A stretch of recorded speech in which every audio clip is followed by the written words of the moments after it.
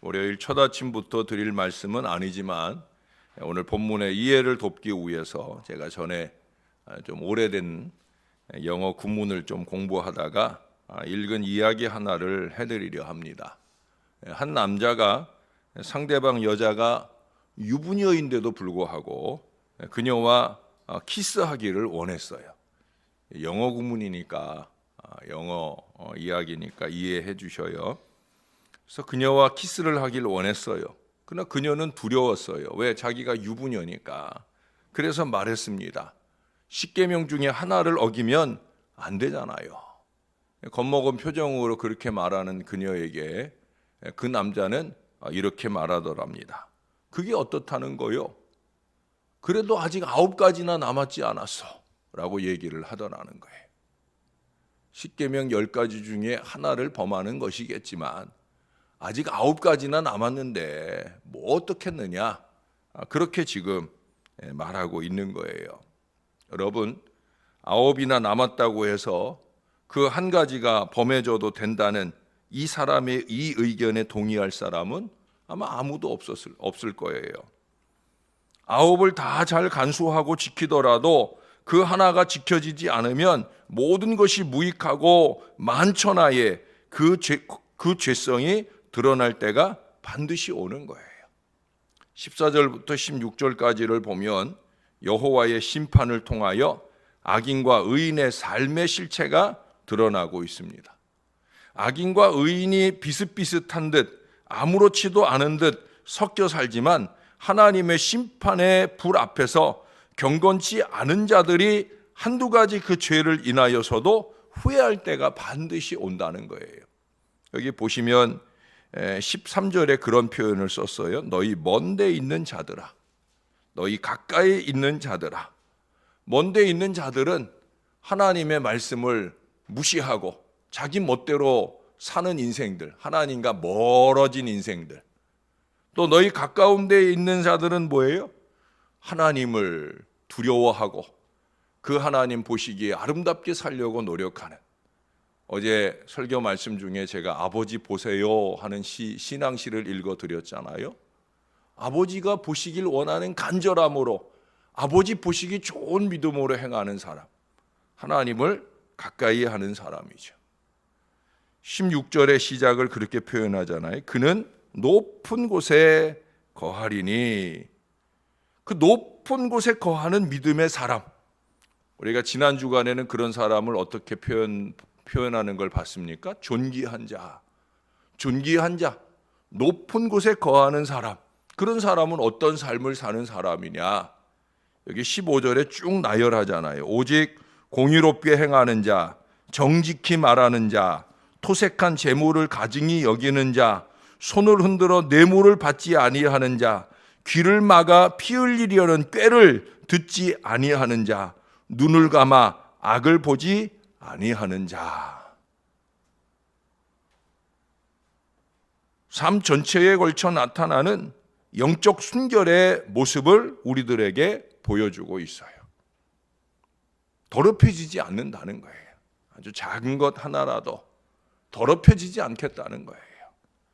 우리는 많은 부분 하나님께서 기뻐하실 신앙의 열정과 헌신 속에 살아가면서도 또 한편으로는 많은 부분에서 하나님께서 기뻐하시지 않는 그 불신앙의 모습을 드러낼 때가 얼마나 많은지, 듣지 말아야 할 일들을 듣고 보지 말아야 할 일들을 보고 그것에 휘둘려 어리석게 살아갈 때가 얼마나 많은지 모르겠다라고 하는 거예요.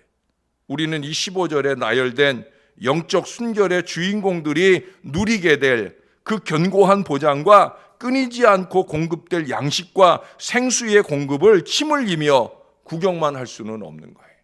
15절의 삶을 사는 16절, 그는 높은 곳에 거하리니 견고한 바위가 그의 요새가 되며 그의 양식은 공급되고 그의 물은 끊어지지 아니하리라. 바로 이 축복의 은혜를 우리는 다른 사람만 누리게 그렇게 구경만 할 수는 없다는 얘기예요. 아직 7가지가 남았다면 8을 향해서, 8가지가 남았다면 9을 향해서, 9가지가 남았다면 10을 향해서 우리는 온전한 영적 순교를 위한 최선의 전진을 이어가야 된다는 거예요. 여러분, 신약 성경에서 예수를 만난 사람들이 성령의 충만을 통해 그 신앙적 변화를 이루고 추구하는 모습들이 바로 그와 같을 거예요.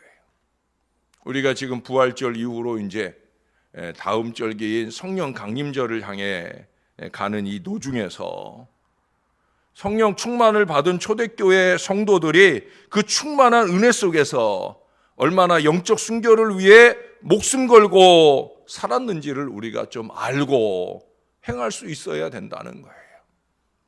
사도행전 11장에 보면 안디옥 교회 교인들을 향해서 사람들이 뭐라고 부르기 시작했다고 그래요? 예? 그리스도인이라고 불렀다. 예? 비로소 그들을 그리스도인이라고 부르기 시작했다는 거예요. 왜 그들을 그리스도인이라고 불렀겠어요? 저 사람들은 그리스도께 속한 사람들이야, 크리스찬이야, 예수 믿는 사람이야. 왜 세상 사람들이 안디옥 교회 교인들을 향해 그렇게 불렀겠어요? 그들은 다르게 살았다는 거죠.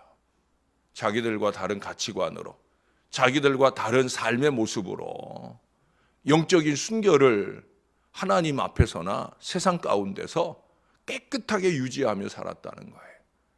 그래서 사람들이 생각할 때 그리스도인이야 라고 말하게 되었다는 거예요. 스스로가 크리스찬이라고 여기면서 사람들이 보지 않는 곳에서 하나님이 보고 계신데도 불구하고 그리스도인답지 않게 산 것이 아니라 그리스도인으로서의 선한 믿음의 양심을 가지고 하나님 보시기 좋은 모습으로 살았다는 거예요. 때때로 그렇게 사는 것이 스데반처럼, 야고보처럼, 베드로처럼 그렇게 목숨을 내놓아야 되는 일일지라도 그들은 예수 믿는 사람으로서의 영적인 순결을 지키는 일에 최선을 다하고 살았다라고 하는 거예요. 그게 높은 곳에 거하는 자, 영적인 순결을 유지하며 살아가는 자의 모습이니까. 그리고 그렇게 살아갈 때 든든한 보장을 받는 그의 견고한 배경은 뭐겠습니까? 거기 10절에도 얘기하잖아요. 내가 이제 여호와께서 이르시되 내가 이제 일어나며 내가 이제 나를 높이며 내가 이제 지극히 높아지리니. 그렇게 영적 순결로 살아가는 주의 백성들의 든든한 배경은 스스로를 지극히 높이신 하나님이시라는 거예요. 이스라엘이 당연히 하나님을 높여주어야 할 이스라엘이 하나님을 높이지 않아요. 당연히 하나님을 높여드려야 될 우리가 하나님을 높여드리지 않아요. 그때 하나님은 어떻게 하신다? 스스로를 높이신다는 거예요. 우리가 높이지 않아도 이미 높으신 하나님이에요. 근데 여러분 16절을 아까 보셨잖아요. 그는 높은 곳에 거하리니. 여기서 말하는 그는 15절의 삶을 사는 영적 순결의 신앙 인생을 말하는 거예요. 하나님은 이미 스스로 높이 계신 분, 지존무상하신 분이시고요. 이제 영적 순결로 사는 인생도 높은 곳에 거하여 누구를 만나는 거예요? 하나님을 만나는 거예요. 그 하나님이 그래서 든든한 보장이 되어 주시는 거예요. 여러분, 지극히 높이 계신 하나님, 그분을 만나기 위해서 우리는 15절에서 말하는 이 영적 순결을 우리가 지켜내야 되는 거예요. 세상 사람들에게 손가락질 받을 인생을 사는 게 아니라 세상 사람들이 크리스찬이다, 예수 믿는 사람답다 라고 말할 만한 거룩하고 순전한 신앙 인생을 살 수 있어야 된다는 거예요. 왜? 하나님의 보장을 받기 위해서. 하나님이 우리를 견고한 바위가 우리의 요새가 되며 우리의 양식은 공급이 되고 우리의 물은 끊어지지 않는 이 하나님의 은혜를 입기 위해서, 하나님께서 자기를 보장으로 삼는 자의 주변에 이 소망이 끊어질 때 그를 위해 역사하실 수 있도록 그렇게 우리는 살아내야 된다는 거예요. 여러분, 여기 7절부터 9절까지 오늘 본문의 시작을 보면 아무에게서도 도움을 받을 길 없는 현재의 비참함을 슬퍼하는 용사의 애가로 시작을 합니다. 평화의 사신이 비굴하게 금과 은을 가지고 대적 아수르 왕 사네립에게 갔으나 재물만 뺏기고 모든 게 다 무의로 끝나게 되었다는 거예요. 8절에서 말하는 대로 재물을 가져왔을 때는 그 재물을 받고는 일시적으로 그래, 내가 안 건드릴게, 그러고 조약을 맺었는데 일방적으로 그 조약을 내팽개치고 다시금 이스라엘을 회파하기를 시작했다는 거예요.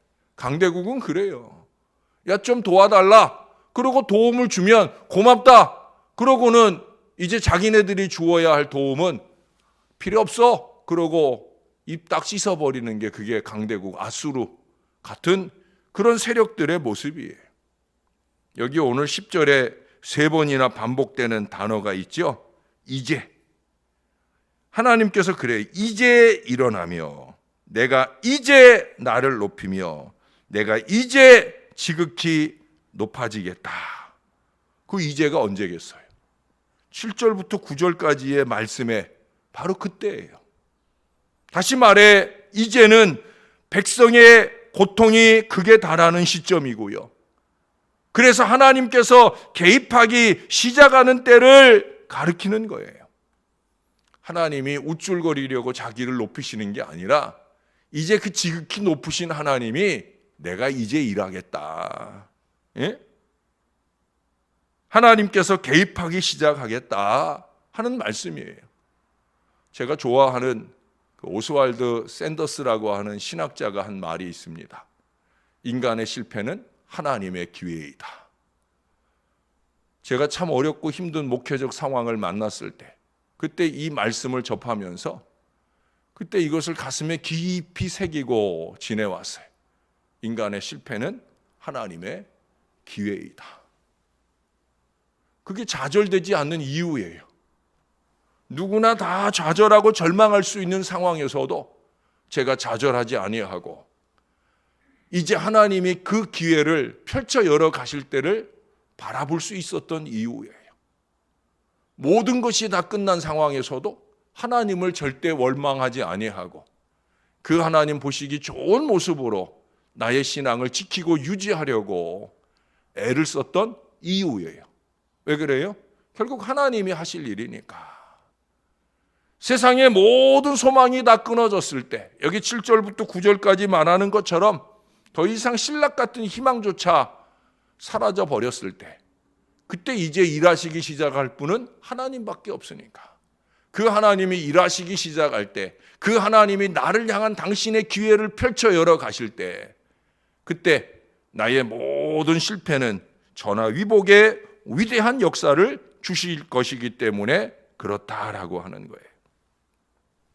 제가 오래전에 주일날 오후 예배 후에 그때 고3 학생의 요청으로 그의 어머니를 신방한 적이 있어요.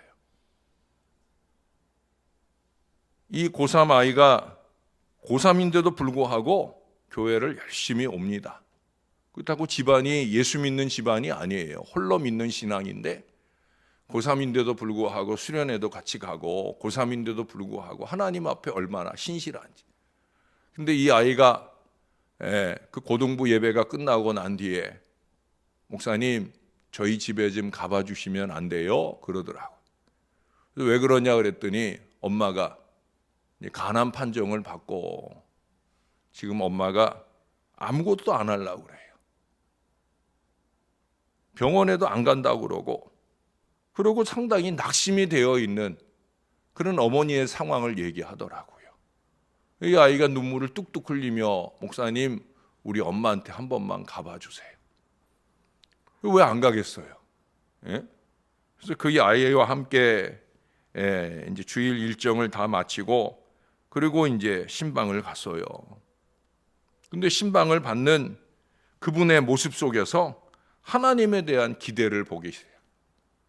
그렇잖아요. 병원에서는 이제 가망 없다라고 얘기했기 때문에 그녀는 스스로 가망 없는 존재라고 생각을 하고 아무런 의학적 노력을 하려고 하지 않는 때 그때 사랑하는 아들을 통해 찾아온 젊은 목사가 하나님에 대한 하나님의 희망, 하나님의 기회를 말씀드릴 때 그분은 아들을 통해 뜨문뜨문 들었던 하나님인데 전혀 희망을 기대하기 어려운 그 상황 속에서 그녀는 하나님께 기대보고 싶은 그런 마음을 그 눈길 속에서, 그 대화 속에서 느낄 수가 있었어요. 한평생 하나님을 의지해 본 적이 없습니다. 근데 이제 완전한 실패의 자리에서 하나님의 개입을, 하나님께서 역사하실 기회를 기대하고 있더라는 거예요. 하나님께서는 스스로 지극히 높으심을 받으시기 위해 능히 그 어머니께 역사하실 하나님이셔요. 그녀는 처음 예배라는 걸 드렸고 처음 기도라는 걸 들은 그 시간이었어요. 그럼에도 불구하고 제가 드리는 그 기도 속에 얼마나 간절하게 아멘, 아멘을 하는지. 예? 여러분, 우리가 우리의 믿음의 순결, 물론 그 어머니는 하나님 앞에 믿음의 순결을 지킨 어머니는 아직은 아닐 거예요. 그러나 그 아들은 고등학교 3학년 어린 나이지만 그래도 그 믿음의 순결을 아름답게 지키려고 학교에서는 모범생이고, 저는 고등부 사역을 할 때 애들 성적표, 임원들, 특별히 임원하는 아이들은 성적표를 다 가져오라 그래. 성적 떨어지면 저는 임원을 못하게 해요. 너 이제 그만해. 너 공부해. 성적 떨어지면 안 되는 조건이 임원하는 조건이에요. 애들이 임원을 유지하기 위해서 열심히 공부하고 성적을 올려요. 그러니까 부모님들도 제 사역을 좋아해요. 왜? 애들이 성적이 오르면 싫어할 부모가 어디 있겠어요. 이 아이는요, 신앙적으로도 뚫어올 뿐만 아니라 학교에서도 모범생이고요, 공부도 잘하고요. 어려운 가정이에요. 아버지 안 계세요. 남매가 있어요. 그 중에 오빠예요, 얘가. 어머니는 원래 신체적인 어려움도 있었었는데 거기에 이 어려움이 임하게 되어진 거예요. 그래도 이 아이는 여전히 맑아요. 하나님 보시기에 좋은 영적인 순결을 지켜내는 아이예요. 전 그래서 희망을 본 거예요. 100% 하나님을 의지하고 바라보는 이 믿음의 수준에 우리가 이룰 수만 있다면 하나님은 역사를 주실 거다. 이 아이는 이미 그 100% 주님이 원하는 수준에서 나와 함께 하나님을 의지하기를 원했으니까 이제 이 어머니의 마음이 아들과 함께 같은 마음으로 은혜를 주시면 역사를 주실 거다. 뭐 그 병이 나았다 말았다, 제가 이 얘기를 드리려는 게 아니에요. 적어도 제가 그곳을 떠나올 때까지는 그 어머니는 살아 계셨으니까 하나님은 일하고 계셨는 줄로 믿습니다. 하나님은 일하시는 거예요. 모든 희망이 다 사라져 버릴 때, 어쩜 세상에 일이 더 야박하냐, 첩첩삼중이구나, 이렇게 말할 수밖에 없는 그런 처지일 때, 그럴 때 우리가 할 일은 다른 거 없어요. 하늘을 보는 거예요. 적어도 저와 여러분이 어제 말씀처럼 하나님을 향하고 있었다고 하면 그 하나님 보시기에 부끄럽지 않도록 아버지 보세요, 내가 하는 일 보세요, 내가 하는 신앙의 노력들을 좀 보세요 라고 말할 수 있는 이 믿음의 모습들로 우리가 살았다면, 그렇다면 우리는 하나님을 바라보면서 그 하나님께서 우리를 바라보고 계심을 믿을 수 있어야 된다는 거예요. 여러분, 언제나 그렇습니다. 우리가 하나님을 바라보기 전에 하나님은 이미 우리를 보고 계셔요. 우리가 하나님 보세요라고 말씀드리기 전에 하나님은 이미 다 보고 계시잖아요. 우리를 향해 당신의 시선을 한순간도 거두시는 적이 없다는 거예요. 이제는 우리가 바라보아야 되지요. 이제는 우리가 영적 순결을 지켜내고 유지하며 모든 희망이 사라진 순간에라도 하나님, 그 하나님을 부르며 하나님을 바라볼 수 있어야 된다는 거예요. 그저께 우리 토요일 날 아침에 보신 대로 하나님께서는 어둠을 거두시고 새 아침에 성실함으로 우리에게 인자와 자비를 베풀어 주실 거예요. 토요일 날 제가 예레미야 애가라는 말씀에 3장 19절에서 21절에서 23절까지를 읽어드렸는데 오늘은 24절부터를 읽어드릴게요. 내 심령에 이르기를 여호와는 나의 기업이시니 그러므로 내가 그를 바라리라 하도다. 기다리는 자에게나 구하는 영혼에게 여호와는 선하시도다. 사람이 여호와의 구원을 바라고 잠잠히 기다림이 좋도다. 할렐루야. 여러분 잊지 마셔요. 하나님을 바라보셔요.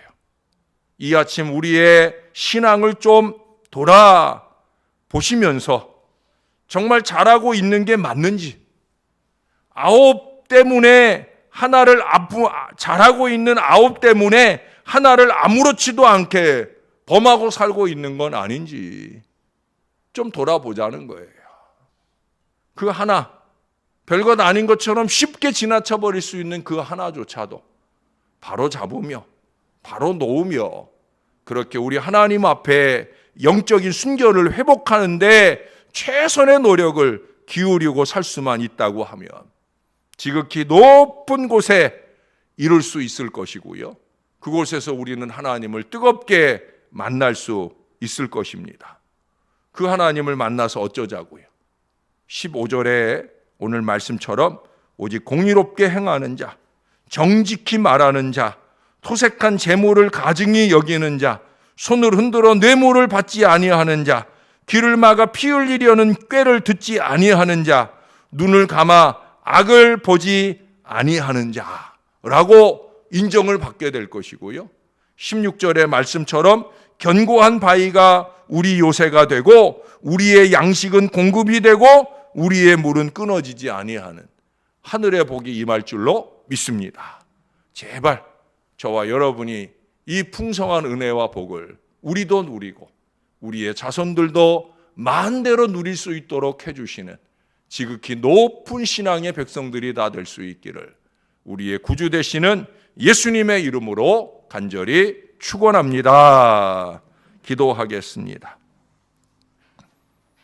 하나님, 요즘 이사야서 말씀을 통해 자꾸 우리를 밀어붙여 주시니 감사합니다.